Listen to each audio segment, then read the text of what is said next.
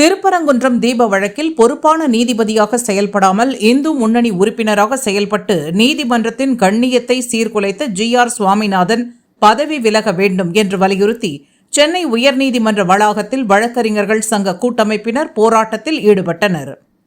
உயர்நீதிமன்ற வளாகத்தின் ஆவின் கேட் அருகே திரண்ட வழக்கறிஞர்கள் நீதிபதியாக பதவி ஏற்கும்போது சமய சார்பற்றவனாக செயல்படுவேன் என்று சத்திய பிரமாணம் எடுத்த ஜி.ஆர். சுவாமிநாதன் திருப்பரங்குன்றம் தீபம் தொடர்பான வழக்கில் பிரச்சனையை ஏற்படுத்தும் வகையில் தீர்ப்பளித்து இந்து மத பிரச்சாரத்தை மேற்கொண்டதாகவும் அவர் நீதிபதி பதவியை ராஜினாமா செய்துவிட்டு இந்து மத பிரச்சாரத்தை மேற்கொள்ள வேண்டும் என்றும் கொலீஜியம் நீதிபதி ஜி.ஆர். சுவாமிநாதன் மீது நடவடிக்கை எடுக்க வேண்டும் என்றும் முழக்கங்களை எழுப்பினர்.